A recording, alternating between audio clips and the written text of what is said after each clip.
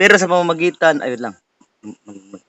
Pero sa mga pamamagitan ng mga paghihirap, tinuturuan ng Diyos ang mga tao. So, pinaagi sa mga pag-antos, halimbawa, nagpa-antos ka, na ginatudlo ang Okay. Ginoo.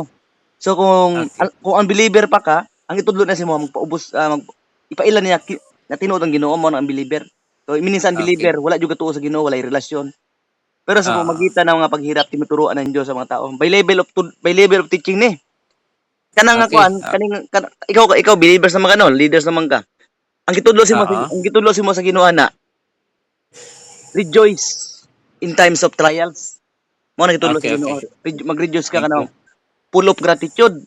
So ang Oo. level sa mga unbeliever, pag nakaagi og pait nga kahimtang, kailangan niya mosambi sa Ginoo og kanang Okay. kailangan niya moduol jud sa Ginoo nga i-desire na moduol sa Ginoo. Ikaw duol man ka sa Ginoo.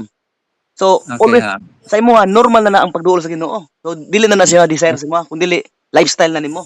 So ibig sabihin sa Okay. lifestyle, dili na siya pugsanay nga manutbras, dili na pugsanay nga Okay. maligo. So ibig sabihin, Oo. mauna jud na siya sa imong pagkatao. So sa una, Oo.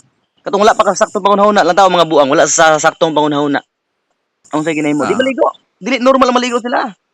Okay. Mo nang ang usa ka buang, in other words, unbeliever wala siya sa mindset nga spiritual. So sa Correct. kuna, kay kung sa spiritual aspect na siya, ang tawag na murug buang ba? Parang yung kamangmangan, Mm. di ba? Ang mga spiritual nga butang kamangmangan. So Ah. sa spiritual nga butang murug mangmang sila, murug kulang sila sa una, wala nila na-appreciate ang kamayo sa Ginoo. Sabot pa sabot, Oo. kamangmangan para sa lahat to. So ang buang sa physical, ug maligo na, matingala ta, Oo. di Oo. ba? Uy, ano Correct. Oo. nangyari? So, kita mismo, kabalutang ang buang o ang mga taong wala sa saktong pangunahuna, katong mga tao nga wala nakaila sa Ginoo, ibig sabihin, blinded to sila. Murag kung sa physical to, murag na nabuto silang ugat sa spiritual, sa utok, nga nakalimot sila sa Ah. wala na na-appreciate ang Ginoo. So, pag Oo. makita kag buang nga naligo, ikaw mismo masya ka. So, ibig sabihin, dili normal sila nga maligo. Pero pag ang isang Oo. tao dili buang, or in other words, nana sa relasyon sa Ginoon, kabalo na sa kamatuoran, nanay prinsipyo sa Ginoo, gasunod na sa Ginoo, Oo. normal na siya maligo. Ug di siya makaligo, matingala pug ka. Uy, Okay. sa akong paminaw murag nana ka sa mga 7 ka ligo ba? Di na normal, di ba? Oo. Ang taho isa ka adlaw ug 2 ka adlaw sa maligo, kaligo na. Oo. So ibig sabihin, iba-ibang level. So pag believers ka, normal lang nga dili mo duol sa Ginoo, normal sila kay mao lang Oo. sila sanayan. So ibig sabihin kamangmangan to nila. Kung sa buang pa, buang to sila sa spiritual. Spiritual na. Pero kung naa ka sa leadership, naa ka sa pagiging pastoral o gahandle og tao, Oo. kung di ka maligo, dakong questionable. Correct.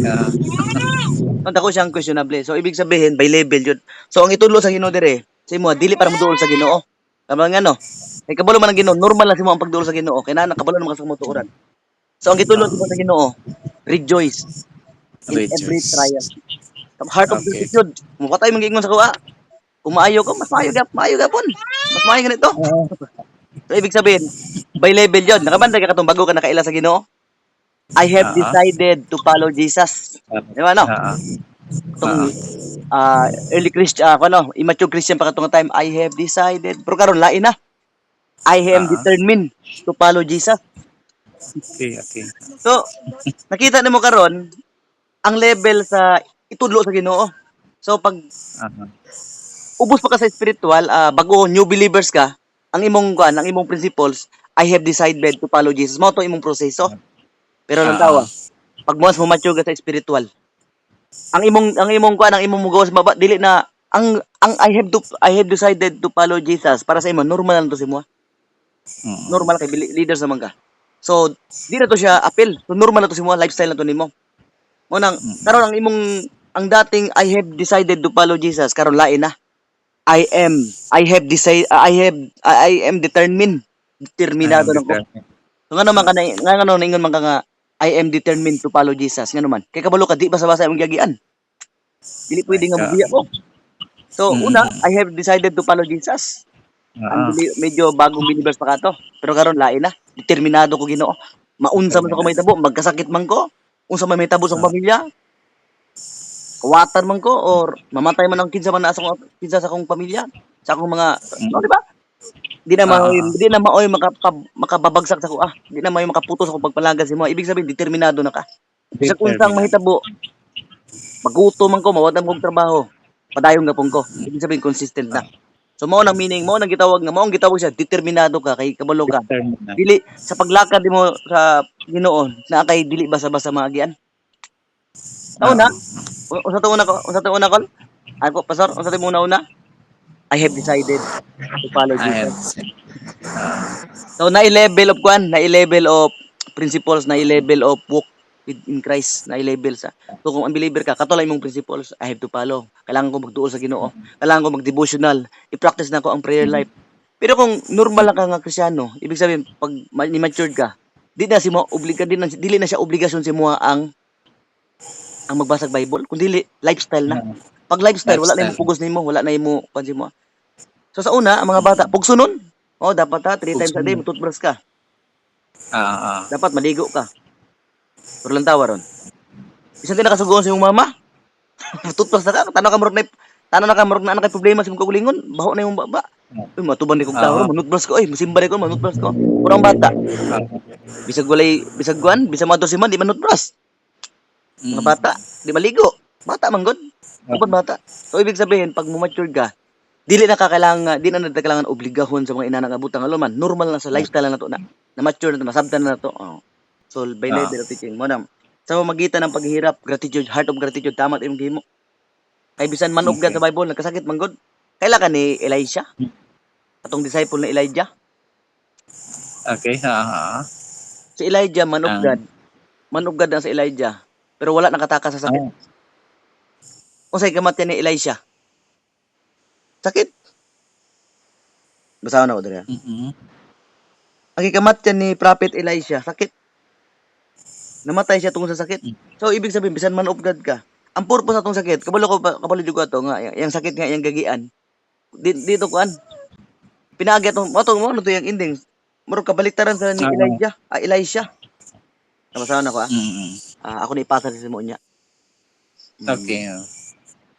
Nalimot na ko pero nabasa naman ako ng audio. Pero English na ako nasib dito. Dire. Now Elisha had been suffering. Ano siya? Si Elijah daw, grabe daw ang pag-antos from the sickness, sa sakit. No, nag-antos siya sa sakit. Yung tao mo na. Wala siya nag-antos sa mga persecution, nag-antos sa sakit. Kani si Elijah ni anointed kini. No, suffering from the sickness from which he died. Ang gikamatyan ni Elisha si Elijah namatay. Wala to namatay si Elijah, na-rapture lang. Gikuha sa kuan. Si Elisha namatay siya. Pinaagi sakit, kabaliktaran lang kamatayon. Paingon jud ko nga dili da exempted ang mga man of God. Bisan ako gani magsakit gani ko. Mao ba inong sa usahay? Magampo ko sa Ginoo, dili na ko kaya ayuhon ang kugulingon, pero lain tao kaya na ko ayuhon. Ang na-reveal sa ko sa Ginoo, nga-try ka na. May kay mo encourage sa lain tao. Mao ganang kailangan na tong mentor, kailangan na to og ganang leader sa tong kinabuhi. Wala ano. Kay usahay di na to kaya atiman tong kagulingon. So bali nanin. May tamo man sa lain tao. Grabe ang advice na to. Pero sa tong kagulingon, kita nang advice. No, di ba? Mo nang kauban na sa istorya nga, di ba si Arnold, galot man na si Arnold no. So, pero lang tawa, di na kaya alutan yung kagulingon. Correct. Una alam mo, ikaw tong klaseng nga tao, may ka mahilot. Kabanday ka, may ka mahilot. Pero di mo kaya hilutan mo kagulingon. Muhari jud kag tao nga hiluta ko be. Pero ikaw expert ka manghilot. Parehaning kuan, kabanday ka ng mga barbero. Kung gisa mo tong barbero, mo pa to way alot. Punta ka na kasi galot ang adlaw. O nang ingo. An encourager need an encourager. Ang ga-encourage sa mga tao, nananlan po nag-encouragement. Kaya wala nga no tao. Pwede maluya, pwede matumba, mabagsak. Walang tawa ni mo ha. Ako na i-share diri sa to isa. Okay, Kanayo. Philippians 2:28. Okay. 27 dai. Indeed, he was sick. Ako sa ipaila si makinsa ni siya. But I think it is necessary to send back to you Epaphroditus. Ingba si Apostol Paul sa akong paminaw morog kinahanglan ako ibalik si kuan Epaphroditus. Kani si Epaphroditus disciple na niya. Ingon pa siya dire, my brother, my co-worker, and fellow soldier. But pasabot din ba sa basta nga disciple ni Apostol Paul. Oh? And fellow soldier, soldier of Christ, meaning gapangsyon sa evangelist. Di ba sa basta jud, naghilig and deliverance, nagpreach sa gospel. Oh, and fellow soldier who is also your messenger. Ginasugo niya. Whom take you send to take care of my needs. Kani si Epaphroditus, ga-provide ni sa needs ni Apostol Paul. Ibig sabihin, kompleto na. Heart of giver, gaatiman, tapos ga-evangelize, gaatin og ministry. Pero sa iyon dire sa verse 27. Indeed, he was sick. Nang tawa na, sir, servant sa Ginoo, nagsakit. And almost died. Ang tawag naman, nagsakit si Epaphroditus. Kaya akong gilanto ang background ni Epaphroditus, faithful kay sa Ginoo. Nag-serve sa Ginoo nga walay bayad, nag-serve sa Ginoo nga walay giinin kapalit. Basta serve lang jud siya. O sa ingon dire. Indeed, he was sick and almost died. Nagkasakit siya at muntik pang mamatay. Halos ikamatay niya ang sakit. So ibig sabihin, ang picture na ko kanang tao nga bedridden, kanang gatinga. Mao ning picture ni Epaphroditus ang nga time. So nakaingon ko, faithful sa Ginoo, natawa si Elisha. Faithful sa Ginoo, nagministry, nag-ayog mga masakit, naghimog milagro si Elisha. Ang hinundan sa kamatayon. Sakit. Pero gialaw to sa Ginoo nga magkasakit siya, kabala nga sa kabisi niya sa ministry. So siguro katong time ka nagkasakit siya, sige rin siya sampai sa Ginoo, mas dagan yang oras sa Ginoo. Mas grabe ang connection sa Ginoo, mas istorya sa Ginoo. Nagsakit naman. Kaya wala siya himuon, Ginoo naman permission na jud. And almost died, but God had mercy on him, pero gikaluyan sa Ginoo. And not only him, but also on me. Yung basta Apostol Paul, gikaluyan siya sa Ginoo. Og dili lang si Epaphroditus ang gikaluyan, kundi pati ako, ingon sa Apostol Paul. To spare me sorrow upon sorrow. Yung basta Apostol Paul dire. Therefore, I am all more eager to send him. Kaya naayon naman siya, galuyan siya sa Ginoo, naulian na siya. Imagine na, bedridden, di nakatindog, gatinga na, marag nala siya sa punto nga kuan kanang sa pato gani kanang kumatos. 50-50 na kumatos. Sa atong panahon karon gibutan nagtubo pero wala na sure mabuhi. Almost died man. So that when you see him again, you may be glad. Ay ba si Apostle Paul? When you see him again, you may be glad and I may less in anxiety. Imba siya, ug mapaulit na nako ni si Epaphroditus, ingon pa siya, para mules, munaog akong anxiety. Dili na ko nakita si Apostle Paul, nag-anxiety po. Ako na isensi mo. Nabalakan ni si Apostle Paul, nag-anxiety pa ito, tawa, man of God, nag-anxiety. O sige, kabalakan niya, si Epaphroditus. Grabe ang kaluig. Siguro, ako nakita ni, kanina si Apostle Paul, nag-function na siya sa healing and deliverance. Pero wala na nabuhat sa mismong tao. Parang siyang kaugulingon mismo, wala na na-encourage yung kaugulingon. Di ba? Mo to tama tayo sa Bible sa Hebreo 12:11 nga ang disiplina sa Ginoo sakit, ang pamagi sa Ginoo sakit. Pero wala ka gidisiplina para balion. No, gibunalan ka para mahulma. Pero kung naman ikaw leader naman ka sa ministry. So inani man na. Sa una katong dili pa kay kaligon sa Ginoo, bago pa jud nakaila, curious pa lang ka. Usay daghang mga Kristiyano nahimo baga ng baso. Ang baso nga bulakon. Pag mahulog ko sa metabo, buak jud. Dili na siya baso. Pero usahay po ang isa ka Kristiyano, murag bola. Pag bundak nimo ana, unsa may tabo sa bola pag ibundak nimo? Makabalik dili. Maglukso-lukso. Balik no. So naa siya pinagkaiba sa glass. Okay. So ang glass pag imong ibundak, wala na. Backside na. Reklamo na sa Ginoo. Wala, di ka mao na pagsulay, mao na mo sulod sa Ginoo. Man ako blessing, wala man day. Useless na cancel ko sa Ginoo, di ba? Backside na dayon. Pero ang kinalayan sa bola, kung imong ibundak, mabalik. Okay mo to siya, kaya nibalik siya. Ang bola, imong gibundak, imong gibunalan ang bola. Ni bounce, nibalik. Ang problema lang, ang good news, kaya nakabalik. Pero ang bad news, pagbalik, bola gyapon. Nagkita mong point? Gibunalan siya, ay gibundak siya. Pagbundak niya, nakabalik siya. Ay, salamat, nakabalik. Ang problema lang, stagnan. Bola lang yapon, wala na level up. Okay. Pero ang gusto sa Ginoo, Wala ko sa gusto sa Ginoo. The more ka bunalan, Okay. the more bunalan ang tubo. Nahimong sundang. Mm. Mm. Ang gusto sa Ginoo, bunalan. Kung dili ka tong makabalik, sagnan gyapon. Aron. Di ba Ginoo, gialaw na ko ang bunal, dili para balion ka. Ingon ba ka ingon sa Ginoo ron, kuan ang Ginoo. Gidala ti ka sa wilderness, dili Ah, para pantuson, kundi gidala ti ka diha para sa imong preparation. So ang mga Israelites gidala sa wilderness, kana imong kamitang karon kon, kuan wilderness na. Kaya kahapit na ka mo kuyapan. Ug na yung mga mati, wilderness na. So, ang gadala sa wilderness, ang Ginoo, si Jesus, gilid sa Holy Spirit, dalon sa wilderness. Dili para pasyon, kundi no, para i-prepare sa iyang ministry. para okay. So, ang mga Israelita sa una, gidala sa wilderness, walay Jollibee, walay McDo, walay McDonald, walay karinderya. Gidala sa wilderness, no, di-prepare lang mga kasing para magpaubos kay mga Israelita nasa libatasan nga garbo. Mga Israelita sa una. Okay. Reklamo, gitagaan na reklamo, pero gisabot. Pero, ang pamaagi sa Ginoo, sitwasyon, para magpaubos sila. Mo ingon ng Ginoo, minsan sa Deuteronomy to, ingon siya nga, minsan ginugutom ng Dios ang tao, ang mga Israelita. Ginugutom niya para matuto sila magpakumbaba. Nabasa to nimo sa tong chapter to. Dialaw sa Ginoo nga magutman sila. Pero wala na pasmo. Ah. Mano say man to. Ah. Nato nagtestimony sa una dito sa Pueblo. Siya impasya. Sunod lang karon wala jud may kwarta, wala jud may bugas, pero puti na buka. Di mo tuo. Imbasi pastor bilang. Grabe no. Di rin ako nakaingon nga walay bugas pero tambok. Nagutman lang pero napas mo. Nagtestimony nga kaluoy kay me, wala may pagkaon, wala may trabaho kong bana.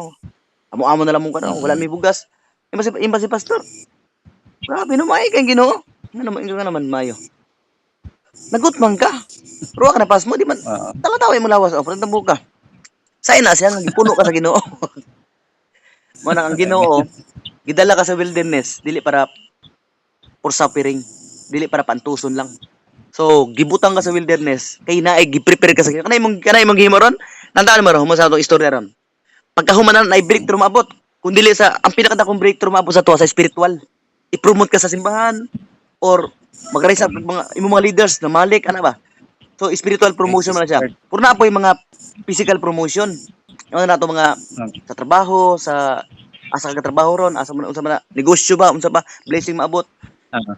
Pag human mo ani makaingon jud ka. Grabe din no katuding sakit nako isang semana. Halos kamatay na ako, maluya ko. Mao din Sumo tingon si Jesus. Naa kay mga butang nga di masabtan karon. Okay. Masabtan mo iniguman. Pero mo tong si Kuan, natawa naman si Joseph the Dreamer.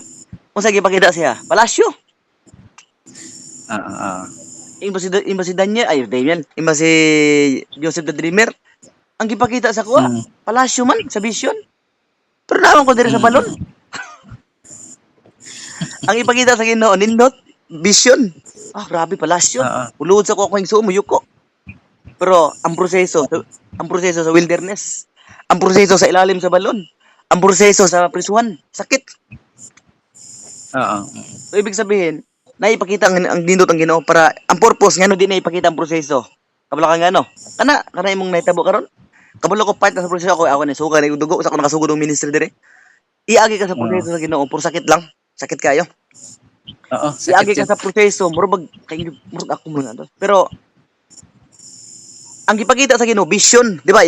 Aba kay lingkod ka karon, imo na mag-evangelize ko dito lugar, gusto di ba? Mana ka? Atong tuhanan gusto to nako i-win. Mabot ang adlaw ako tong ikuan, ako tong luwas, ako tong kuan encouragement, ako tong share sa gospel. Mo tong gipakita nga vision sa Ginoo. Sigurado lang ingka. Katong tuhanan gipakuan sa Ginoo sa ko, gipa-discern nga maluwas to, pati ang pamilya. So ang gipakita sa mo sa Ginoo nga vision, kato nga maluwas to. Pero ang proseso nga ipaagi sa Ginoo wala na gipakita. Ngano siguro? Ang proseso wala gipakita kabalo kang ano. Kung example si kanang si Joseph the Dreamer. Gipakita siya nga ipreso siya. Bugbugon siya, ihulog siya dito sa balon, patyon siya. Mahadlok ko siya. Mao bitaw ang pulong sa ang word of God. Familiar ka sa verse pastor? Katong ingon nga your word is the lamp of my feet. and the light of my path. Familiar ka na nga verse sa Psalms? Ang imong pulong mao akong lampara, akong mga tiil. No, Sa familiar mo na. Samsung. So ang word of God Mm. nahimo mo atong himo karon, guidance din siya. So ang pulong sa Ginoo Okay. nahimo siyang lampara sa imong tiil. Subot pasabot, ang giiwagan sa lampara bawat hakbang na nimo. Kadali kang nimo, sure ang sureball. Madiscern man nimo. Kadali kang nimo, nakita man nimo, uy, may kuan. So, dili iwagan sa Ginoo sa unahan. Isa kay nani. While galakaw ka suot kag lampara, isa pol iwagan sa Ginoo, hayag bulan, iwagan sa Ginoo ang unahan. Hayag kayo. Oo. So, pagkita, habang padulong pa lang ka, bago pa kasugod, nakita na nimo nga naay leon, naay tiger sa unahan. Mudayon, baka di na. Naay lion, naay Oo. naay tiger, napajoy kuan, napajoy ka ng baboy halas. Sino paminaw mo dayon baka di na. Butan tanay unong kabuok sa unahan. Para si mga pastor, mudayon ka dili. Kung anak ka sa Ginoo, dayon tadi man ta mahadlok. O di ano. Pero example kanang normal nga sitwasyon, kana bang galako ka na. Siyempre, Unsay mo gawin pa kag wisdom. mo iwas ta. Madlo ka na ka. Ana ka. Mm. Uy, ayan, lataw na to sa to. Murag layon man, murag upat man kabuok. Kanang nga time bago pa ka nasugod. Uy, praise the Lord. The more